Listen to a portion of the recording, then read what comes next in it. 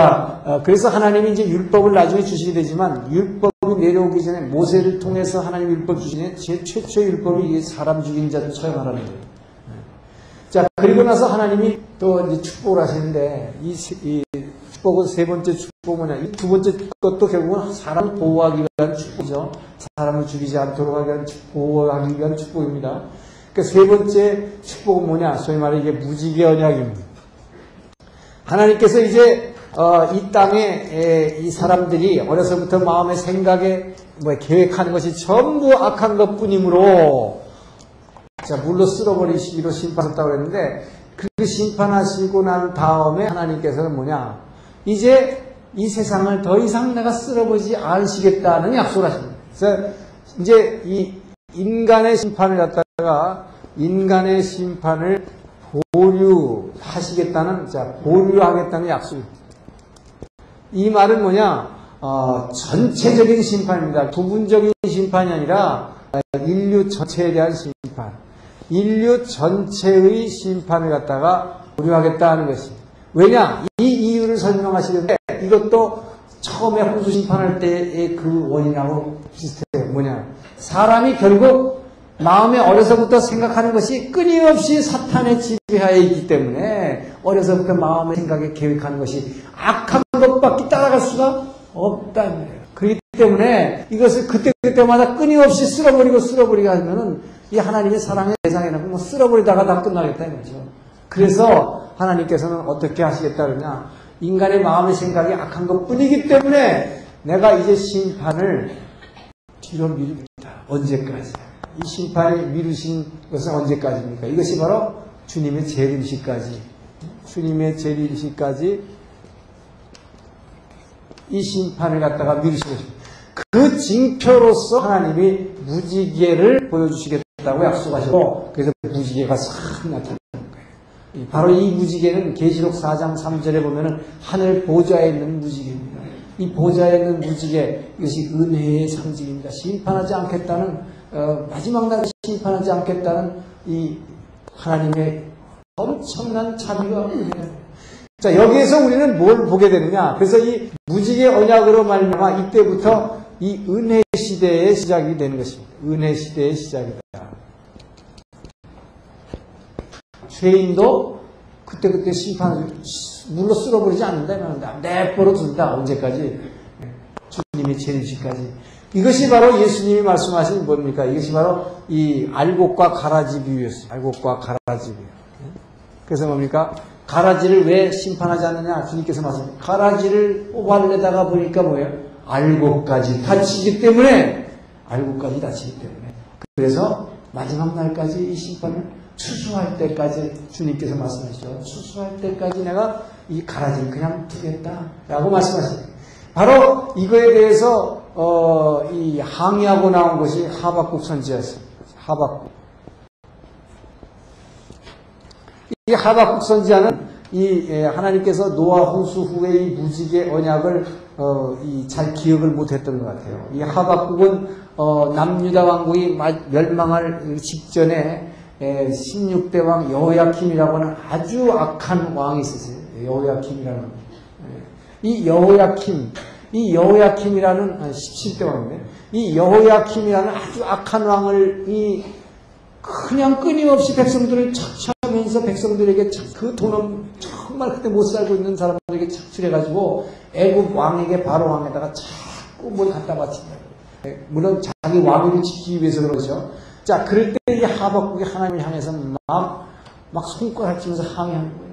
하나님, 왜 하나님 살아계시면 이 나쁜 놈, 이렇게 나쁜 왕을 그냥 두십니까? 저것부터 하나님이 심판하셔야지. 그러니까 이 유다 백성들이 어떻게 하나님을 공의의 하나님이라고 믿겠습니까? 항의했다. 자, 그러니까 하나님께서 이게 하박국 2장에 나오는 얘기입니다. 하박국 2장에서 하박국은 하나님께 항의하는 거예요. 왜 악한 자들 저렇게 이렇게 나쁜 놈 그냥 둡니까? 그러니까 사람들이 하나님 없다고 하지 않습니까? 그때 하나님께서 말씀하시죠. 내가 너 절대로 그런 걱정할 필요 없다. 내가 반드시 심판할 것이다. 심판할 것이다. 그런데 내가 정한 방법으로 내가 정한 때에 심판할 테니까 그러니까 그 네 소관 아니란 말이야. 그러니까 우리 생각에 뭐예요? 저렇게 나쁜 놈이 있으면 저거 빨리 없애버리지 그냥 둡니까? 근데 이건 내가 한다. 네가 그거에 관해 할 거 아닌데. 너가 할 일은 뭐냐? 오직 세상에 세운 권세도 하나님 내가 준 것이므로 너는 순종해라 무조건. 그러면 내가 너는 축복한다 이 말이에요. 그가 좋고 나쁘고 위의 권세에게 순종하는 자에게 하나님 무조건 축복하시다고 약속하십니다. 그런데 그에 대한 심판은 내가 하겠다. 누굴 통해서 할 거냐? 내가 갈대아 사람을 통해서 심판하겠다. 갈대아 사람이 누구니까? 바벨론을 들어서 심판하겠다. 바벨론을 들어서 심판하겠다 그러니까 또 하박국이 그래요. 사람 마음이 희한하죠? 왜 저렇게 나쁜 심판 안 하냐고 그랬는데, 심판하는데 이방의 아주 그 거친 이방인들을 데려다가 심판하겠다 그랬더니, 아이고, 그래도 이 하박국이 그래도 유대인인데요. 이건 또 아브라함의 자손인데요. 그때는 또 뭐예요? 이거 내 백성, 우리 백성이 이것도. 근데 왜 저런 악한 이방인을 통해서 이거 치십니까? 그건 안 됩니다. 또 그래요. 그러니까 우리는 사람은 뭐예요? 끊임없이 하나님한테 참 우리 소관상하니 엉뚱한 걸 자꾸 요구한단 말이에요. 에? 처음에는 이 나쁜 놈 왜 그냥 두냐 그랬다가 이 심판하겠다 하는데 이방 사람 들어서 심판했다 했더니 그건 또 안 된대. 이거 그래도 아브라함 자손인데. 그때 하나님이 그런 그건 네 소관 아니다 이 말이에요. 내가 그를 통해서 자 근데 여기서도 보면 뭡니까? 하박국이 이렇게 억울해하지만 바로 이 여호야킴이라는 이 가라지를 심판하려니까 바벨론이라고 하는 이방인을 사용하게 되는데 그걸 통해서 사용하니까 누가 다쳐요 실제로? 알곡이 다 다치는 거란 말이에요. 이게 유다의 멸망이에요. 이게 유다가 멸망하는 것이에요. 하나님 그러니까 뭡니까? 지금 내가 치지 않는단 말이죠. 내가 정한 때에 치니까 너 거기 걱정하지 마. 그러니까 그때서야 하박국이 알고 그러면 하나님이 우리 알고까지도 친다는 모양인데 내가 잘못했습니다. 이거 잘못 알고 이거 왜 안 치냐. 이걸 치려다 보니까 가라지 치려면 알고 또 같이 다쳐. 그러니까 하나님 그러나 이게 알곡 중에 진짜 알곡들이 있는데 의인들이 그래도 우리 유다 나라에는 의인들이 많은데요. 의인들은 어떻게 할 겁니까? 그러니까 그게 바로 그 유명한 말이에요. 네가 걱정할 거다. 의인은 오직 믿음으로 살리라. 바로 이거예요. 바로 이것을 이 로마서에서 사도 바울이 의인을 믿음으로 살지니라는 말이 하박국에서 따온 말이죠. 바로 그렇기 때문에 우리는 이 하나님께서 주신 이 무지개 언약 바로 이것으로 인해서 우리가 은혜 시대에 살고 있다는 것을 알아야 될 뿐만 아니라 여러분들은 저렇게 나쁜 놈을 왜 안 치냐고 그러는데 까꾸로 한번 보세요. 나를 보라 이거 나를 보라. 이 하나님이 무지개 언약을 안 줬으면 예를 들어서 여기 서 있는 저 같은 사람도 벌써 갔어야죠. 벌써 심판받았어요. 제가 책에서 고백했잖아요. 교회 다닌다고 하면서 42년 동안을 맨날 술 퍼먹고 누구보다도 더 술 많이 먹고 누구보다도 죄 많이 짓고 다녔다 이거죠. 이거를 갖다 그 당시에 누군가가 보고 저런 거지 같은 저 가증스러운 성도라는 거 저거 왜 안 치십니까? 그랬을 거 아니에요, 누군가는. 아마 제 아내가 혹시 그런 마음을 혹시나 이 바로 하나님의 은혜였다 말이에요. 그렇기 때문에 여러분 전혀 억울할 거 없어요. 왜 저놈 안 칩니까? 그럴 필요 없다 말이에요. 나를 안 치고 그때 얼마나 기다리셨는데 여러분 그걸 알아야죠. 나 같은 죄인을 참아주셨는데 이것이 바로 우리가 은혜 시대에 살거든 축복인 줄 알아야 돼요 여러분. 자 이렇게 하나님은 노아와 이 언약을 맺어주시고 자 이제 이렇게 축복을 해주셨는데 꼭 성경은 뭐냐 축복한 후에 죄가 들어오는 거예요. 축복한 후에 죄. 여기서 노아가 죄 짓습니다. 노아의 범죄입니다. 자 이 인류를 심판할 당시에 유일한 의인이었다고 하는 이 노아가 여기서 범죄를 하게 되는데 자 이제 드디어 물이 다 빠지고 경작할 때가 되기 때문에 하나님께서 포도농사를 허락하셨다 그래서 포도농사. 그래서 포도농사를 해서 수확을 해가지고 아주 풍년이 들어서 수확을 했는데 이 첫 열매를 하나님께 드리지 않고 이 첫 열매 우리가 노력해서 얻은 여러분 이 세상에서 여러분이 행한 어떤 노력이도 첫 열매는 하나님께 드려야 되는 것입니다. 노아가 첫 열매 하나님께 드리지 않고 이 첫 열매 하나님께 안 드리고 어떻게 했느냐? 하나님께 안 드리니까 뭐 하겠어요? 술단가 처먹고 술 취해버렸다는 거예요. 이게 인간이에요, 이게. 하나님이 이게 엄청난 축복을 이제 주시고 홍수심판을 이렇게 주시고 나니까 생육하고 번성해서 충만해라. 그리고 너희들 사람 죽이기 절대 보호해줄게. 사람 죽이는 자는 절대 처벌해라. 그리고 뭐 내가 심판을 메시아가 저 죄인 후까지 연기하겠다. 이런 엄청나게 축복해주고 나니까 그리고 농사해줬더니 뭐예요? 술 담가 먹고 취했다. 술 담가 먹고 취해서 하체를 벗었다. 여러분 이 술 담가 먹고 취해서 범죄하게 되는데요. 여러분 제가 전해드리겠지만 성경에 술 먹지 말라는 게 어딨냐 그런데 술을 즐기지 말라 하는 것이 술을 즐기는 자 하나님이 심판의 대상으로 악한 자의 표상으로 쭉 열반 하박국 2장에 나오는 그 악한 자의 표상 이러이러한 자가 악한 자다 하는 것 중에 저런 자님은 저는 술을 즐기는 자요 이렇게 나와요. 저는 술을 즐기는 자요. 이런 악한 자다. 이런 건 심판의 대상이라는 거예요. 바로 하박국 2장이 바로 이 심판해야 할 대상을 쭉 열거하는 장입니다. 그런데 거기에서 술 즐기자라고 했어요. 그래서 자 술 먹으면 왜 안 되냐 이 말이에요. 자, 술 먹으면 여러분 술 먹으면 어떻게 되냐? 술 먹으면은 무슨 얘기냐면 이 술을 먹게 되면은요. 술을 먹는다는 얘기는 너희는 에베소 5장 8절이 뭡니까? 에베소 5장 8절 너희는 술 취하지 말고 성령 충만함 받으라고 했어요. 그래서 이게 술하고 성령 충만하면 완전히 상극이 완전히 깎고요. 그러니까 성령 충만 아니면 술 취하는 거예요. 이게 성령 충만한 상태가 술 취한 상태랑 마찬가지예요. 자, 술 취했다는 얘기는 뭐냐? 술 취하면 우선 술 먹으면 아니라 술이 취하면 뭐예요? 이 술 취하면 나의 자유의지를 포기하는 것입니다. 내 자유의지를 포기하는 겁니다. 술 취하면 내 자유를 포기한다. 여러분 왜 술을 먹습니까? 술 취하는 이유가 뭐예요? 스스로가 뭐예요? 내 자유의지나 포기하겠다는 거예요. 그렇죠? 내가 자유의지를 행사하기에는 내가 너무 고통스럽습니다. 뭘 지금 선택을 해도 이걸 선택해도 고통스럽고 저걸 선택하니까 내가 선택할 이 자유의지를 나는 포기하겠다라고 하는 선언이에요. 그죠? 그러면 자유의지를 포기하는데 이 포기에서 누구한테 주는 거냐? 자유의지를 포기한다는 것은 어떨 때 포기하랬어요? 이게 선악과를 안 따먹고 하나님 주신 생명과를 붙잡는 거.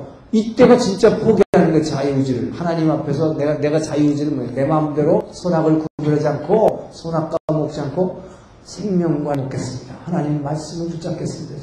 하나님 말씀이 선하다는 것은 하고 악하다는 것은 하지 않겠습니다. 그것이 바로 성령 충만합니다. 술 취하지 않고. 근데 술 취한다 하면서 내가 자유의지를 포기하는 건 뭐냐? 이것은 완전히 내 육에 맡겨버리는 것입니다. 육에 맡기는 것이다. 자, 육에 맡기는 것이다. 육에 맡긴다는 게 뭐야? 사탄에게 나를 잡아잡수시오. 이 얘기하네요. 이게 바로 술 먹는 우리 동기입니다. 술 먹는 동기는 바로 사탄 보러 나를 잡아잡시오. 나를 아무렇게 해. 그건 뭐야? 술 먹으면 반드시 육을 따라서 움직이게 돼 있다. 절대로 내 자유의지 없어지는 거예요. 내가 스스로 포기한 건데.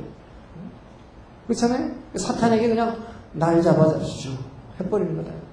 자, 그래서 바로 이게 이 사탄에게 나를 완전히 내 자유의지를 맡겨버리게 되니까 어떻게 되냐? 이거는 술 취하면 일어나는 현상이지만, 자, 술 먹으면 어떻게 되냐? 그냥 술 먹으면. 술 먹는다는 자체가 뭐냐? 취하지 않더라도 술 먹으면 내 육의 궁핍을 느끼게 됩니다. 육의 궁핍을 느끼게 된다. 이 육에 맡긴다는 게 바로 이거예요. 술 먹으면 육의 궁핍을 느끼게 됩니다. 그래서 술 먹을 때 뭐예요? 안주 처먹으면서 먹어요. 그래서 뭐 음식점 무슨 포장마차고 전부 지지고 볶고 전부 먹는 거다. 그래서 술 먹으면 그냥 못 먹어요. 반드시 육에를 채우면서 먹어야 돼요. 뭔가요. 그러니까 이게 육을 따라가는 거예요. 육을 채워야 돼요. 이게 육의 궁핍을 느끼게 하는 첫째가 뭡니까? 바로 먹는 거예요. 입으로 먹는 거. 자, 안주 처먹게 돼. 그 다음에 또 뭐냐? 육의 궁핍 중에서 술 먹으면 남자들에게 오는 남자고 여자고 마찬가지겠지만 육의 궁핍 뭐야? 술집에 왜 여자들이 있어요? 돈 없는 사람은 뭐 포장마차 혼자서 쭉 가지 뭐.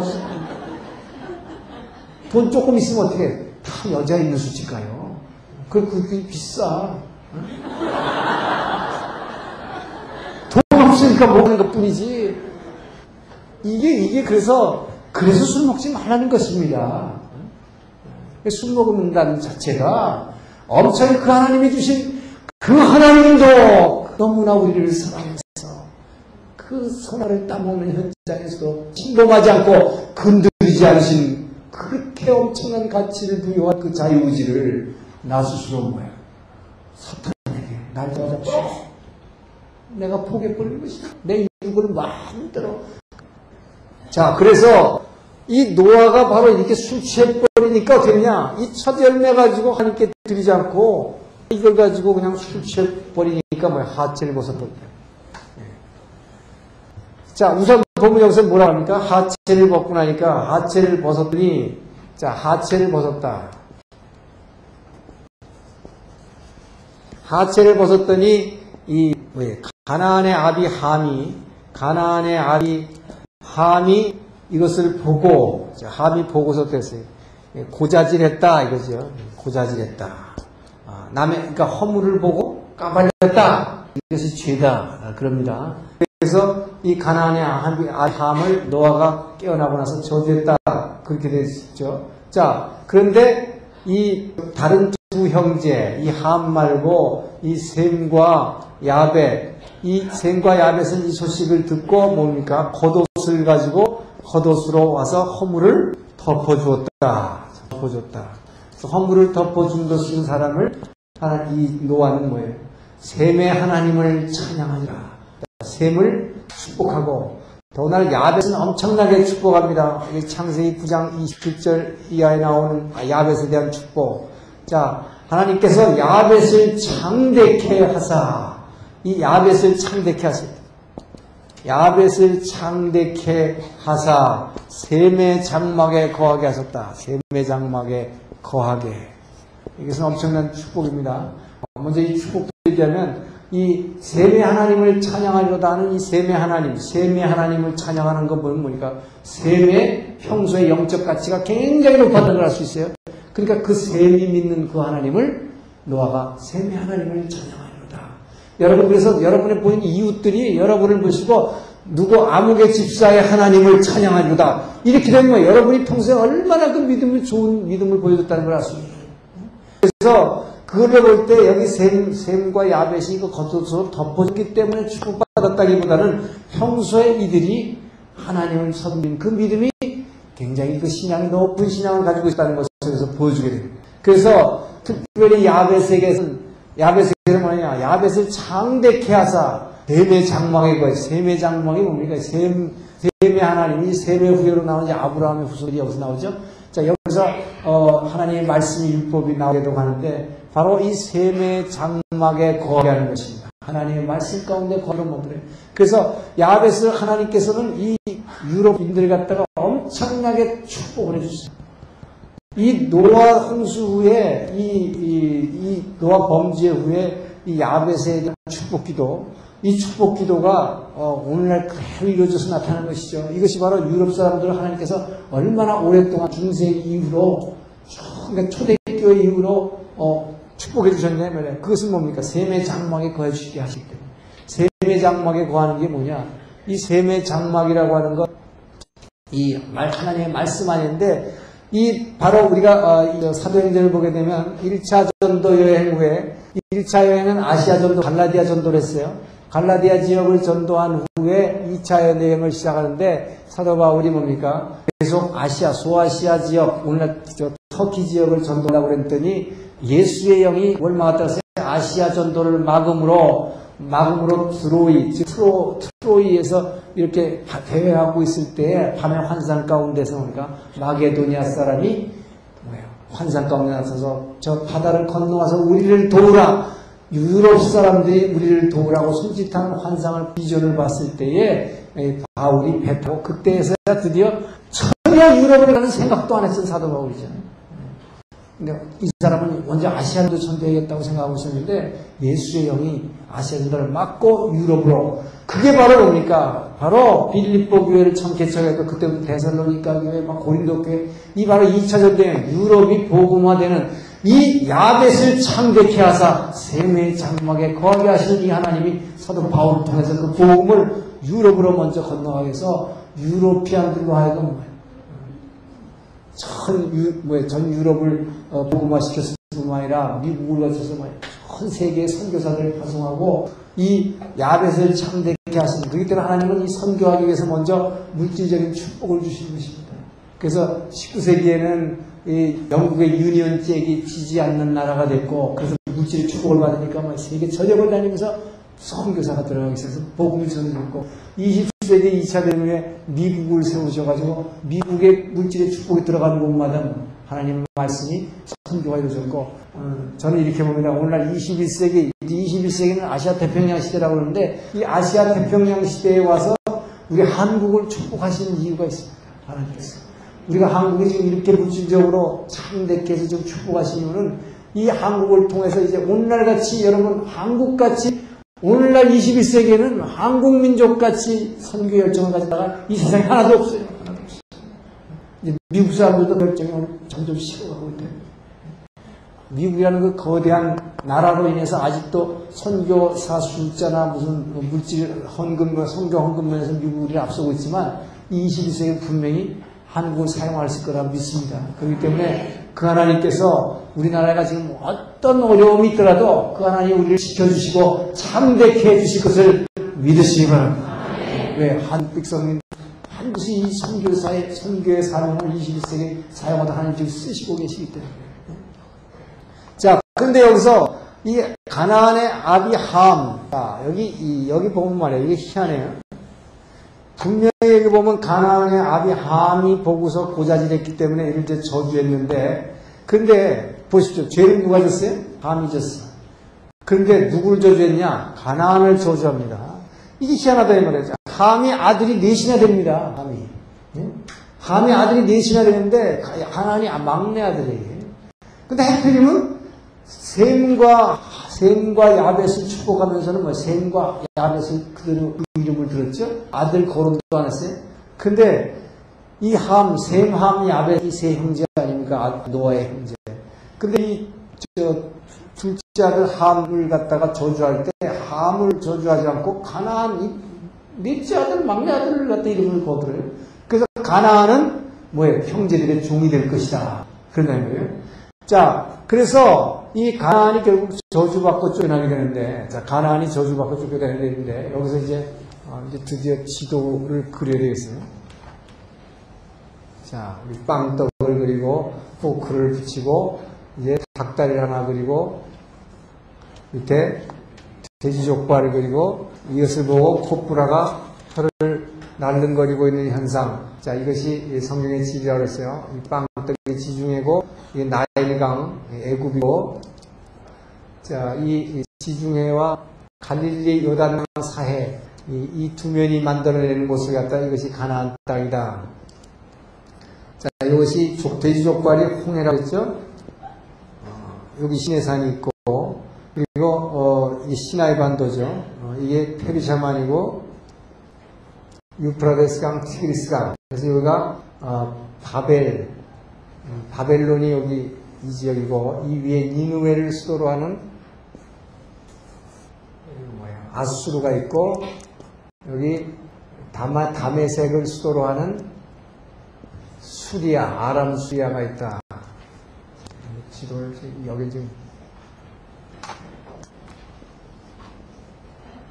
자, 근데 지금 여기서 보면 말이요, 이 노아의 그 홍수 후에 이 노아의 방주가 걸린 곳은 이 니누웨보다 더 북쪽에 있는 이게 지금 이 터키 지방인데 이 터키 지방의 이 북쪽에 있는 곳에 걸린 것입니다. 아라랏산이. 그러니까 이 북쪽의 아라랏산에서 걸려가지고 이제 그 아라랏산에서 뭡니까? 아직 지금 내려온 것이 아니에요.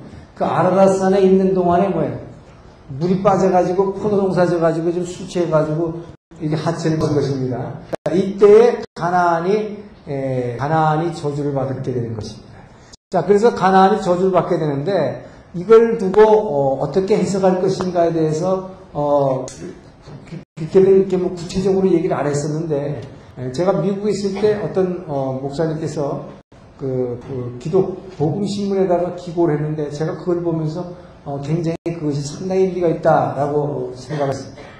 그분 말씀에 보면은 이 하체를 벗었다라고 하는 것이 히브리어로 하체를 벗었다라는 단어가 히브리어로 해석은 이것은 바로 성경에 이렇게도 많이 나온 남색하는 자, 남색하는 자. 이 남자들끼리 이상한 성행하는 거 이것을 히브리어에서 하체를 벗었다. 자, 그래서 그분 얘기에 가면은 바로 노아가 술 취해가지고 하체를 벗었다는 얘기는 노아가 술 취해가지고 정신이 떨어졌지 완전히 자기 제정신이 아니에요. 그때에 함의 막내였던 가나안이 들어가지고 그 할아버지에게 이상한 짓을 하는 것입니다. 자, 그렇지 않고는 그야말로 그냥 옷 벗은 걸 봤는데 옷 벗은 걸 나가서 우리 할아버지 옷 벗었어요 나가서 얘기했다고 해서 이렇게 저주하겠네요. 그래서 이 하체에 벗었다는 얘기를 말하자면 가나안에 의해서 이 엄청난 끔찍한 짓을 벌였다. 그것을 아버지 함이 큰일 났다고 나가서 형제들한테 얘기한 것이고 그것을 오히려 이 다른 형제들은 그것을 오히려 덮어주고 말하자면 가리워줬다. 그 허물을 이제 그런 것으로 보는 것입니다. 그래서 저는 그것이 일리가 있다고 해석하는 것이 가나안이 여기서 엄청난 다른 두 형제들은 셈과 야벳은 엄청난 축복을 받는 데 비해서 가나안은 엄청난 저주를 받게 된다. 그것도 말이에요. 다른 형제들을 섬기는 종이 될 것이다. 자, 이 저주를 받게 되는데 그래서 이 가나안은 저주를 받고서 제일 먼저 아라랏산을 떠났을 것이다. 자, 그 아라랏산을 떠나가지고 땅을 차지한 땅이 바로 여기다 이 말이에요. 이것이 바로 앞으로 이스라엘 땅이 됩니다. 이 가나안이 차지한 땅이 이것이다. 그래서 이 가나안 땅이라고 하는 건 이 가나안의 이름은 좋은 이름이 아닙니다. 그래서 가나안은 저주받은 자예요. 저주받은 자. 노아 홍수 후에 바로 저주받은 자인데 이 저주받은 이유가 뭔가 하는 거에 대해서 그 말이 굉장히 일리가 있다가 이 성범죄다. 왜? 이 가나안들이 바로 지난번에 우리가 봤던 대로 이 가나안들이 가졌던 이 우상화시킨 이 바알 우상은 이게 뭐예요? 이게 바로 가장 더러운 음란한 신이었기 때문에 바로 이 가나안 족속들이라고 하는 것이 가지고 있는 이 신이 바로 이렇게 뭐예요? 가나안 족속들이 가졌던 그 바알 우상이라고 하는 것은 처음 이 조상이었던 이 가나안이 그 성범죄를 했기 때문에 그것으로부터 내려온 것이라고 분명히 우리가 보기에 아주 설득력 있는 설이라고 저는 생각이 됩니다. 그래서 이 가나안은 어쨌든 이 저주받고 내려와서 이 땅을 차지하게 된 것이다.